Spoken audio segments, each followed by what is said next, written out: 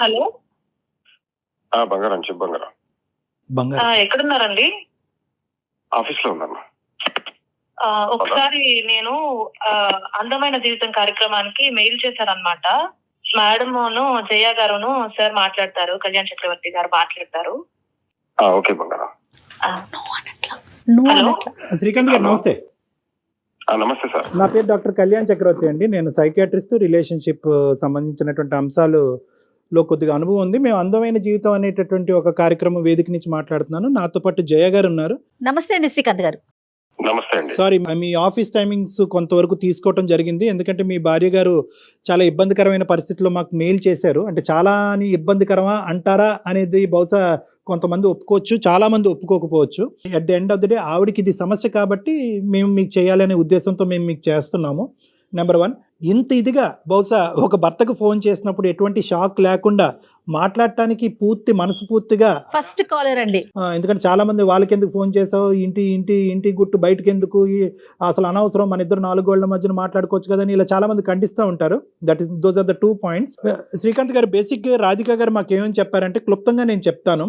ఆవిడ మీరు ప్రేమించే విధానం కానీ, మీరు ఇంట్లో చేసేటటువంటి ఆఫీస్ పని కాకుండా ఇంట్లో విపరీతంగా తను చేసుకోగలిగేటటువంటి పనులు కూడా అవసరం లేకుండా చేయటం కానీ, తన ఫ్రెండ్స్ ముందు కానీ, తన కుటుంబ సభ్యుల ముందు కానీ, మీ కుటుంబ సభ్యుల ముందు కానీ తనకి ఎటువంటి కాయ కష్టం లేకుండా చీపురు దగ్గర నుంచి గిన్నెల వరకు మొత్తం అన్నీ మీరే చేయటం అన్నది ఆవిడకి అర్థం కావట్లేదు. అది వద్దురా మర్రో అని అన్నా కూడా మీరు ఆగట్లేదంట.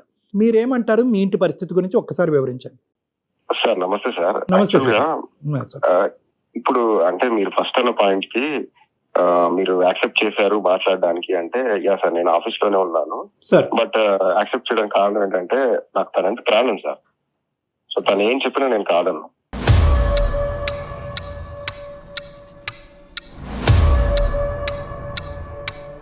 ప్రేమని ఇప్పుడు ఇంత ప్రేమించాలి అంత ప్రేమించాలని ఏముంది సార్? కొలత లేదు దానికి. ఓకే, మెజర్మెంట్ లేదు.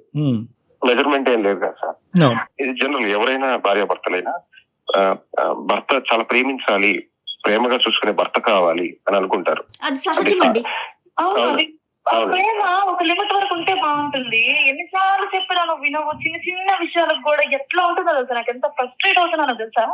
బంగారం అది కాదు, నాకు తెలుసు. బంగారం బంగారం అమ్మ బంగారం అని ఎన్నిసార్లు చెప్పా నీకు. సరే చెప్పండి సార్ తో మాట్లాడవచ్చు. సార్ చెప్పండి శ్రీకాంత్ గారు. పర్లేదులేండి. సరే, ఆవిడ ఫ్రస్ట్రేషన్ లో మాట్లాడుతుంది, మీకు ఆ పిలుపు అలవాటేమో. సరే చెప్పండి. సార్ మీరు అంటే నాకు అలవాటు అయిపోయింది సార్ అది. మీరు మొగాడైంది, మీరు కూడా తనకు చెప్పాల్సింది పోయి తనకి కౌన్సిలింగ్ ఇవ్వాల్సింది పోయి నన్ను అప్రిషియేట్ చేయాలి కదా సార్. యాక్చువల్ గా శ్రీకాంత్ గారు, తనకి కౌన్సిలింగ్ కొంతవరకు జరిగింది. ఇంకా అవసరం పడితే ఇంకా చేద్దాము. మేము ఎటువంటి కంక్లూజన్ కి రాలేదు. మీకు కౌన్సిలింగ్ చేయాలనేటటువంటి ఉద్దేశంతో అస్సలు ఫోన్ కలపలేదు. కేవలం ఆవిడ కారణం ఏంటి అని అడుగుతుంది. ఏంటంటే, ఇంత విపరీతంగా నాకు వద్దురా మర్రో అనేటటువంటి భర్త, నాకు ఇంత వద్దు, నాకు కొంత సరిపోతుంది అనేటటువంటి భర్త ఇంత విపరీతంగా చేయటం వెనక కారణం అడిగింది. అది ఎన్నిసార్లు అడిగినా నువ్వంటే నాకు ఇష్టం అంతే. ఎందుకు అనిపిస్తాను ఇష్టం, అసలు భరించలేనంత అనిపిస్తాం. ఎందుకు నేనంటే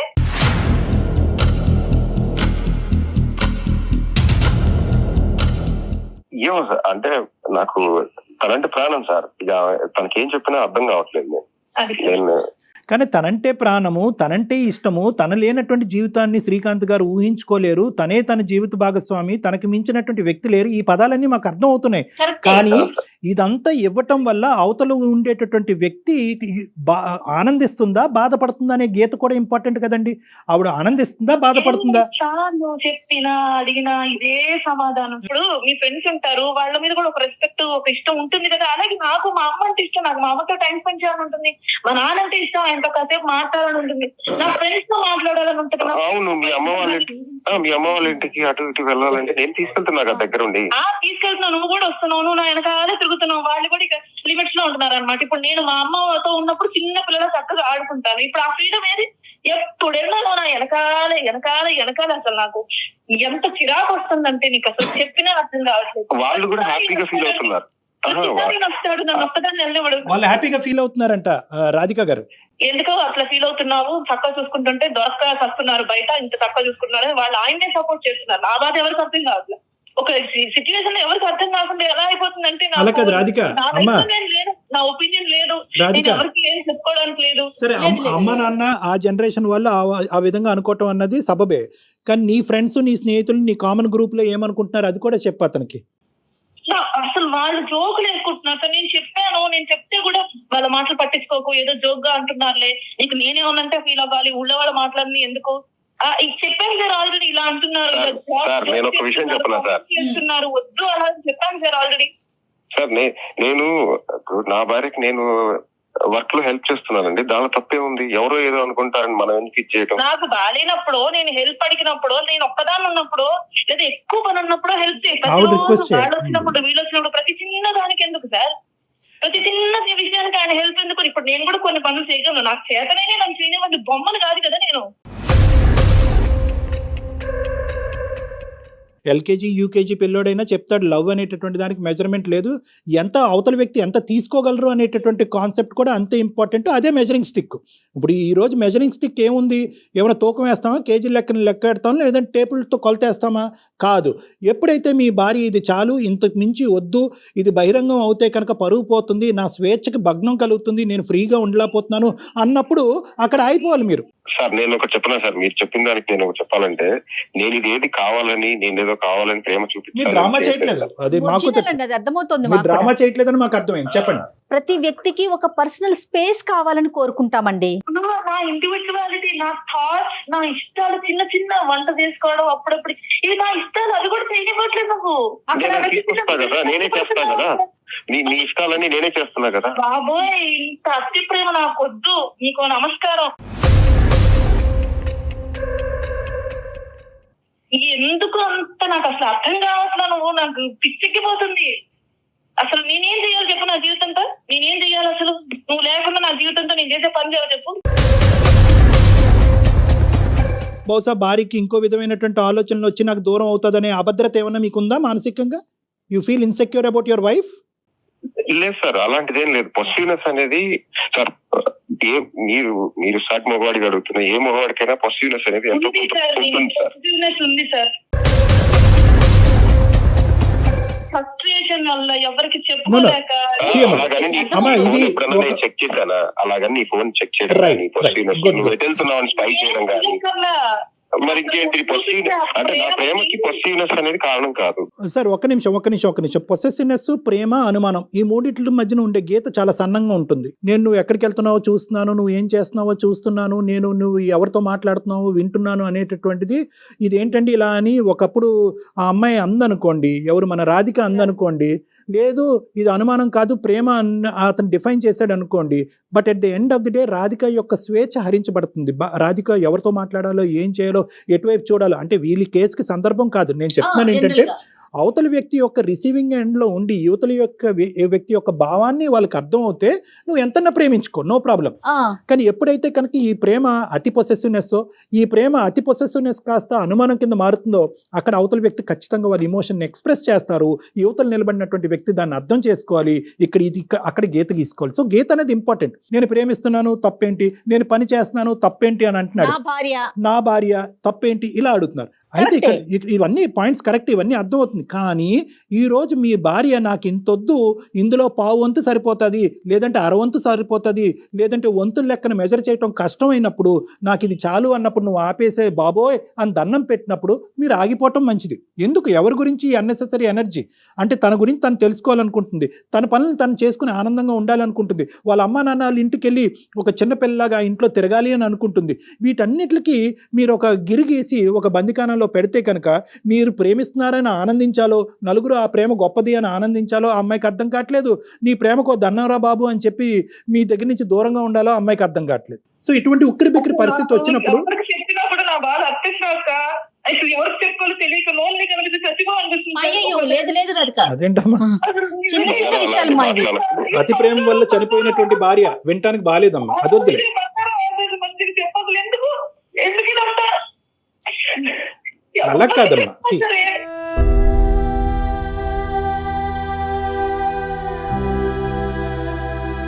శ్రీకాంత్ గారు, probably you should try and reason out causes ఎందుకు ఇలా చేస్తున్నారు అనేది ఆ అమ్మాయి కారణం అడుగుతుంది. ఓకే, మీరు చెప్పింది నా భార్య నేను ప్రేమించాలి తప్పులేదని, కానీ ఆ అభిప్రాయం చెప్తే కనుక ఆ అమ్మాయి అండర్స్టాండింగ్ మోడ్ లోకి వస్తుందేమో, ట్రై చేద్దాం. సార్ మేడం, నాకేంటంటే మా నాన్న మా అమ్మని సరిగ్గా చూసుకునేవాడు కాదు. కొట్టడం, తిట్టడం, చేయటం, లేకపోతే సరిగ్గా అంటే అసలు ఒక్కసారి కూడా తిన్నావా అని కూడా ఎప్పుడు అడగడం నేను చూడలేదు సార్. సో అలాంటి బాధలు చూసి చూసి నాకు అంటే మెయిన్ గా ఒక స్ట్రాంగ్ గా మేబీ చిన్నప్పుడే ఒక డిసైడ్ అయిన ఒక మెయిన్ ఫ్యాక్టర్ ఏంటంటే నాకు వచ్చే భార్యని నేను చాలా ప్రేమగా చూసుకోవాలనేది నా ఇదిగా పెట్టుకున్నాను. Very nice sir. ఇప్పుడు మీరు అంటుంటే అనిపిస్తుంది, కానీ ఇదే కారణం అని ఇప్పటికీ నాకు కూడా తెలుస్తుంది. అది మీరు చాలా రోజులు చూసారు, చాలా సంవత్సరాల పాటు అమ్మ అలా బాధపడటం మీరు మీ కళ్ళారా చూసారు. నాకు అంటే మా అమ్మ నాన్న లేరు సార్, తనే ప్రపంచం. అందుకే తనతోనే నేను ఇక ఆయనకి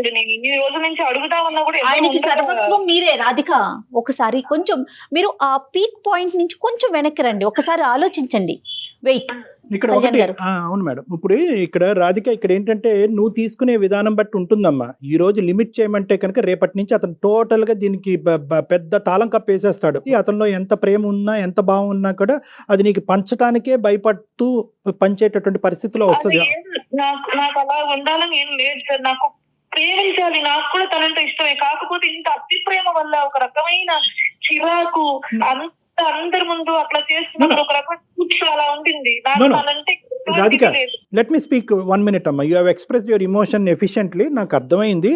ఇక్కడ let us not get in to the trap of ఈ కల్చరల్ కాంటెక్స్ట్ లో మా ఆయన చీపురు పట్టుకోడు, మీ ఆయన చీపురు పట్టుకుంటాడని ఈ పనికిరాని వాట్సాప్ గ్రూపుల్లో జరిగేటటువంటి డిస్కషన్ లోకి నువ్వు దయచేసి టెంప్ట్ అవ్వద్దమ్మా. ఇది చాలా కామన్ ఈ రోజుల్లో. ప్రతి దానికి ఒక గ్రూపు, వాళ్ళు నలుగురు అయితే ఒక గ్రూపు, వీళ్ళు నలుగురు అయితే ఒక గ్రూపు, పిల్లలకు ఒక గ్రూపు, పిల్లలకు ఒక గ్రూపు, మొగుళ్ళకు ఒక గ్రూపు, పనులకు ఒక గ్రూపు.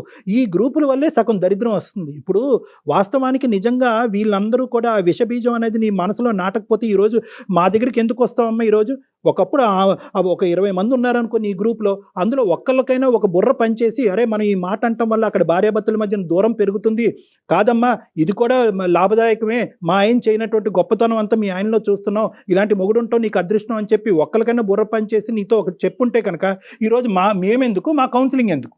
సో నేను నీకు చెప్పేది ఏంటంటే దీన్ని వన్ సైడెడ్గా పట్టుకెళ్ళిపోద్దు. అతి ప్రేమ, విపరీతమైన ప్రేమ, అవమానకరమైనటువంటి ప్రేమ, హింసించే ప్రేమ, స్వేచ్ఛ లేనటువంటి ప్రేమ, ఇలాంటి రకరకాల విధాలుగా పాపం అతను స్వచ్ఛంగా ఇచ్చేటటువంటి ప్రేమకి రకరకాల నామకరణాలు చేసేసి అతనే అవమానపడేటటువంటి విధంగా నువ్వు తయారు చేస్తున్నావు. సో ఇక్కడ నేను నీకు చెప్పేది ఏంటంటే you have to look at it this in a very balance attitude. ఇందాక నేను అతని ఫోన్ కాల్ కలప ముందే నేను ఒక పాయింట్ నీకు చెప్పా. అమ్మా, నేను మాట్లాడిన తర్వాత అతను రేపొద్దున ప్రేమించాలా వద్దా, మాట్లాడాలా వద్దా, చీపురు పొల్లు ఇక్కడ తీసేళ్ళి అక్కడ పెట్టాలా వద్దా అనే కన్ఫ్యూజన్లోకి అతనికి వెళ్ళిపోతే అప్పుడు మళ్ళీ ఒక 6 నెలల తర్వాత మాకు ఫోన్ చేసి సార్ మీరు ఫోన్ చేసిన తర్వాత మా ఆయన మమ్మల్ని ప్రేమించడమే మానేశాడు, ఎండగట్టేసాడు, మాట్లాడట్లేదని అంటే కనుక అప్పుడు మాత్రం మేమేమీ చేయలేం. సో అందుగురించి నేను చెప్పేది ఏంటంటే ఇక్కడ చాలా ఇంపార్టెంట్ పాయింట్, ఇది చాలా డెలికేట్గా తీసుకెళ్ళాలి. చాలామందికి లేనటువంటి అదృష్టం ఈరోజు రాధికకు వచ్చింది అనే పాజిటివ్ థింకింగ్లోకి నువ్వు వెళ్ళటం కూడా చాలా ఇంపార్టెంట్. ఇది నేను నీకు చెప్పేటటువంటి అంశం. దయచేసి వాళ్ళ కాపురంలో ఇలా ఉంది, వీళ్ళ కాపురంలో ఇలా ఉంది, మగాళ్ళు అంటే ఇంతే చేయాలి, ఈ వద్దమ్మా. ఇవన్నీ we don't have to talk about it. At the end of the day మీ ఆయనకి నువ్వంటే ప్రేమ, మీ ఆయన నిన్ను చాలా బాగా చూసుకుంటాడు, నీకు కావాల్సినటువంటి అన్నీ ఇస్తూ ఉంటాడు. ఆఖరికి ఈ భయం ఏ స్థాయి వరకు వెళ్ళిపోయిందంటే కనుక ఒక ఆడపిల్ల తల్లి కావాలి అనేటటువంటి పెద్ద కోరికను కూడా నువ్వు ఈరోజు పోస్ట్పోన్ చేసేసుకుంటున్నావు. సో ఫస్ట్ ఆఫ్ ఆల్ ఏంటంటే ఈ గ్రూప్స్ కానీ ఏదన్నా కానీ నీ కుటుంబం నీ కాపురం గురించి ఎవరన్నా నెగిటివ్గా కామెంట్ చేస్తే ఫస్ట్ వాళ్ళని లిమిట్ చేయండి.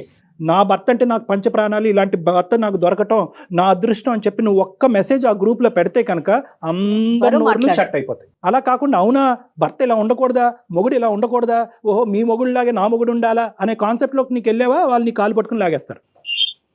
సో ఫస్ట్ నువ్వు ఈ కాన్సెప్ట్ అర్థం చేసుకుంటే నెక్స్ట్ శ్రీకాంత్ గారితో మాట్లాడదాం.